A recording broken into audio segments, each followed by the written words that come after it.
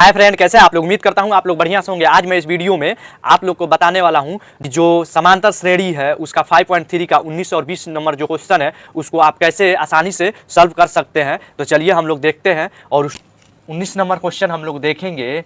इसमें क्या दिया हुआ है कि 200 लठ इस प्रकार रखा हुआ है, जैसे आप लोग को डायग्राम में दिख रहा होगा, जो आकृति है इसमें आप लोग को दिख रहा होगा। इसमें क्या है कि जो 200 लठ है इस प्रकार रखा हुआ है कि जो नीचे का लेयर है उसमें 20 लठ है और उसके बाद वाला लेयर जो है 19 है, फिर उसके बाद वाला लेयर जो है उसमें 18 है, ऐसे करके ऊपर रखा हुआ है और टोटल जो है लठ है 200 है। तो इसमें कह रहा है कि जो लठ की पंक्ति है कितना पंक्ति में उसको रखा गया है और सबसे ऊपर वाला जो पंक्ति है उसमें कितना लठ है, यानी उसमें पंक्ति की संख्या निकालना है और सबसे ऊपर वाला जो लठ है उसकी संख्या निकालना है। तो हम लोग को मिला हुआ है कि जो टोटल लठ जो है वो कितना है, यानी जो टोटल लठ होगा वो क्या हो जाएगा, हम लोग को एसएन हो जाएगा। एसएन मतलब उसका लठों का योग हो जाएगा, तो ये हो जाएगा 200। और उसमें आप लोग को पहला लेयर जो मिला हुआ है वो कितना है, 20 है, फिर दूसरा लेयर में कितना है, 19 है, तीसरा लेयर में 18 है, चौथा लेयर में 17 है, ऐसे घटते घटते ऊपर तक जा रहा है। तो सबसे लास्ट लेयर में कितना लठ है ये निकालना है और इस प्रकार देखना है कि उसमें कितना जो ये है पंक्ति है। तो ये जो है हमारा एपी बन गया, आप लोग को दिख रहा होगा ये एपी में जा रहा है। फिर इसमें ए जो होगा वो कितना हो जाएगा, 20 हो जाएगा। ये जो ए होगा वो 20 हो जाएगा। फिर ये एपी हो गया, ऐसे बढ़ता जाएगा। फिर उसमें डी जो होगा वो कितना हो जाएगा, 19 माइनस 20 बराबर -1। डी निकल गया, ए निकल गया, एस एन दिया हुआ है। तो हम लोग क्या करेंगे, इस पे एन निकालेंगे। अगर एन निकाल लेंगे एस एन पे तो क्या हो जाएगा, हम लोग को जो पंक्ति है कितना पंक्ति है वो निकल जाएगा। तो सबसे पहले हम लोग क्या करेंगे, इसमें एस एन का फार्मूला पुट करेंगे।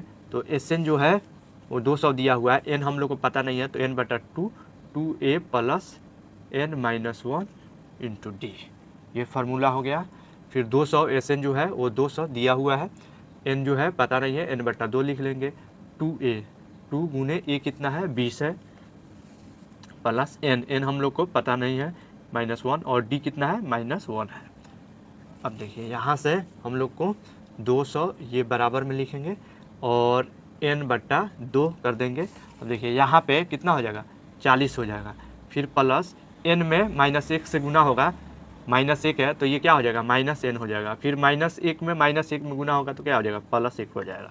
फिर ये हम लोग यहाँ पे 200 बराबर, अब देखिए ये n है, ये पूरा में गुना है तो इधर गुना है, यहाँ इसका मतलब क्या है, उधर 2 है इधर भाग है, तो हम लोग उस उधर बराबर के उस साइड ले जाके इसको गुना कर सकते हैं। तो 2 में गुना कर देंगे। फिर यहाँ n इंटू ये जो है 40 है और एक ये जो है प्लस हो गया, तो कितना हो जाएगा, 41 माइनस n हो जाएगा। फिर हम लोग यहाँ पे क्या लिख सकते हैं, 400 बराबर में ये हो जाएगा हम लोग को 41n minus 41n square, 41n minus n square. अब देखिए हम लोग क्या कर सकते हैं, अगर हम लोग ये जो दोनों है बराबर के उस साइड ले जाएंगे तो n स्क्वायर जो है माइनस है इधर, तो उधर जाके प्लस हो जाएगा। फिर ये जो होगा 41 इधर क्या है, प्लस है, बराबर को उस साइड ले जाके माइनस कर सकते हैं। फिर ये जो है प्लस है उधर, तो 400 प्लस हो जाएगा बराबर 0। अब हम क्या करेंगे, यहाँ पे इसका गुणनखंड निकालेंगे। अगर हम लोग गुणनखंड निकालते हैं तो इसका क्या हो जाएगा, हम लोग को यहाँ से n मिल जाएगा। अब देखिए n जो है यहाँ पे हम लोग, फिर ये देखिए अगर हम लोग को इसमें गुना करेंगे तो कितना आ जाएगा, 400n स्क्वायर आ जाएगा। तो हम लोग को 41 को ऐसा तोड़ना पड़ेगा कि 400n स्क्वायर है। तो अगर हम लोग यहाँ पे 40n स्क्वायर माइनस, अगर यहाँ पे हम लोग एक ले लेते हैं 16n और एक ले लेते हैं 25n, ये तो गुना करेंगे तो क्या हो जाएगा, 400n स्क्वायर हो जाएगा। और घटाएंगे तो, और दोनों माइनस माइनस है तो घटाएं, दोनों को जोड़ेंगे तो 41n स्क्वायर आ जाएगा। हम लोग यहाँ से गुणनखंड निकाल सकते हैं। अब देखिए ये दोनों में कॉमन क्या है, अब यहाँ पे हम लोग लिखेंगे n में, इसमें n स्क्वायर है और इसमें भी n है, तो n हम लोग क्या निकालेंगे, कॉमन निकालेंगे, n यहाँ से कॉमन निकालेंगे, क्या बचा, n माइनस 16। फिर यहाँ पे हम लोग को अगर इसमें n है, इसमें भी क्या है, n नहीं है, तो हम लोग यहाँ से 25 इसमें कॉमन है और इसमें भी 25 है, तो दोनों में से हम लोग क्या करेंगे 25 निकाल लेंगे, ये माइनस का निकाल लेंगे -25, क्योंकि यहाँ माइनस है इसके पहले। फिर इसमें क्या बचेगा, इसमें बच जाएगा n, इसमें माइनस कॉमन निकालिए तो +n बच गया। फिर यहाँ पे माइनस बच जाएगा 16, देखिए यहाँ, फिर देखिए यहाँ पे ये दोनों कॉमन है तो n-16 और दूसरा क्या बच गया n-25। अब यहाँ पे हम लोग क्या लिख सकते हैं, n-16 बराबर 0 लिख सकते हैं या n बराबर 16 लिख सकते हैं। तो एक n जो मिला हम लोग को 16 मिला। फिर हम लोग अगर n-25 लिखेंगे, ये बराबर 0 लिख सकते हैं और n बराबर 25, तो दूसरा n 25। हम लोग को n जो मिला 2 मिला, तो एक बार हम लोग 25 पे निकालते हैं an जो है वो 25 पे निकालते हैं, a + n-1 इंटू डी। अब देखिए an जो है कितना है 25 रख लेंगे, n 25 हुआ पद हम लोग निकाल के देखेंगे, ये कितना है 20 है, प्लस 25 -1 इंटू में डी -1 है। यहाँ क्या हो जाएगा 20 और माइनस, ये 25 में 1 जाएगा 24, माइनस क्या हो जाएगा, ये 24 हो जाएगा, 24 में -1 से गुना होगा तो क्या हो जाएगा, यहाँ पे 20 हो गया, इसमें से 25 में से 1 घटेगा तो 24, और 24 में से यहाँ पे 25 में से 1 घटेगा तो 24 और -1 से गुना होगा तो -24 हो जाएगा, बराबर -4 आ जाएगा। अब 4 माइनस है तो लठ का संख्या क्या बोल रहा है कि हम लोग को निकालना है, ये जो an निकलेगा वो लठ की संख्या है। तो ये जो है an जो है -4 पॉसिबल नहीं है, क्योंकि माइनस में नहीं आएगा, उसके ऊपर कुछ ना कुछ लेयर जो है वो होगा। तो ये जो होगा ये हमारा n जो होगा ये 25 नहीं होगा। तो फिर हम क्या करेंगे, an का फार्मूला रख के हम क्या करेंगे, एक बार हम लोग अब क्या करेंगे कि a जो है वो 16 निकालेंगे। तो 16 निकालेंगे तो 20 + 16 -1 और d कितना है -1 है। तो इस फार्मूला पे हम लोग निकालेंगे तो 20 + 16 में से 1 घटेगा तो कितना हो जाएगा 15, 15 -1 से गुना होगा तो यहाँ क्या हो जाएगा -15 हो जाएगा, या ये 16 जो होगा कितना हो जाएगा 5 हो जाएगा। तो इसका मतलब क्या है, ये 5 है जो पॉसिबल है, ये माइनस में आ रहा है, ये नहीं होगा क्योंकि उसमें कुछ लठ रखा हुआ है। तो हमारा जो फाइनल आंसर होगा ये होगा n जो होगा, यानी जो पंक्ति की संख्या होगा, पंक्ति की जो संख्या होगा, पंक्ति की संख्या कितना हो जाएगा 16 हो जाएगा, और जो ऊपर वाला पंक्ति है सबसे ऊपर उसमें कितना हो जाएगा 16 नंबर हो जाएगा, और उसमें लठ की संख्या होगा तो लठों की संख्या कितना हो जाएगा 5 हो जाएगा, लठ की संख्या 5 हो जाएगा और पंक्ति की संख्या 20 नंबर क्वेश्चन में हम लोग देखेंगे क्या दिया हुआ है कि एक आलू दौड़ का प्रतियोगिता है। उसमें क्या है कि जो आलू है वो एक बाल्टी रखा हुआ है, जहां से क्या करना है दौड़ के जाना है और आलू को लेके आना है। तो जो बाल्टी से पहला जो आलू रखा हुआ है उसका दूरी कितना है 5 किलोमीटर है। फिर जो दूसरा आलू है वो पहला आलू से 3 किलोमीटर पे दूरी है, वैसे तीसरा जो आलू है दूसरा से 3 किलोमीटर दूरी पे है, यानी जितना भी आलू है वो 3-3 किलोमीटर के दूरी पे है। सिर्फ पहला जो आलू है वो बाल्टी से 5 किलोमीटर दूरी पे है, उसके बाद का जितना आलू है वो एक दूसरे से 3-3 किलोमीटर दूरी पे है। ऐसे 10 आलू रखा हुआ है। तो इसमें क्या करना है कि जो बाल्टी से के पास से दौड़ के जाना है, पहला आलू लेके आके बाल्टी में रख देना है, फिर दूसरा आलू के लिए फिर बाल्टी के पास से दौड़ के जाना है, फिर दूसरा आलू उठा के फिर रिटर्न लेके आके रख देना है। ऐसे 10 आलू को क्या करना है, जाना है बारी बारी से, एक बार में एक ही आलू को उठा के लेके आना है, फिर रिटर्न बाल्टी में रख के फिर से जाना है। तो उसमें क्या है 10 आलू को लेके आना है। तो इसमें पूछ रहा है कि जो आदमी है वो कितना दूरी तय करेगा, ऐसे हम लोग को यही निकालना है। तो अब हम लोग देखेंगे कि पहला आलू जो है, पहला आलू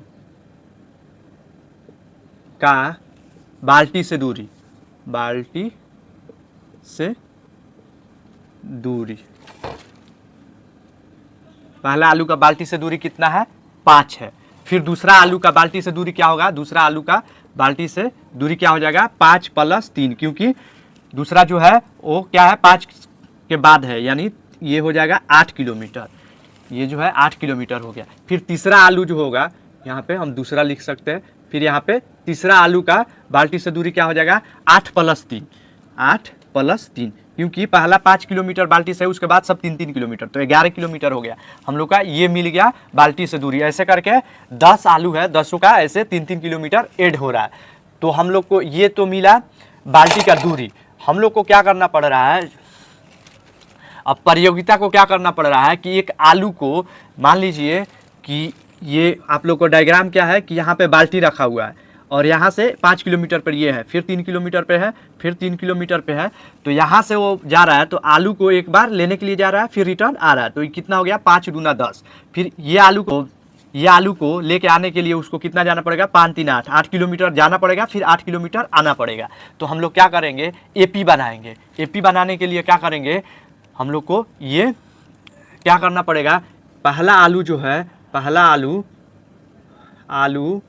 को लेकर आने में दूरी कितना है, उस तय की गई दूरी, पहला आलू में उसको कितना दूरी तय करना पड़ रहा है, 5 किलोमीटर जा रहा है, फिर 5 किलोमीटर आ रहा है, यानी 2 गुने 5, तो ये हो गया 10। फिर दूसरा आलू को लेके आने में तय की गई दूरी कितना हो जाएगा, 2 गुने 5 3 8, ये आप लोग को दूसरा मिला है 8, कितना हो गया, 16 हो गया।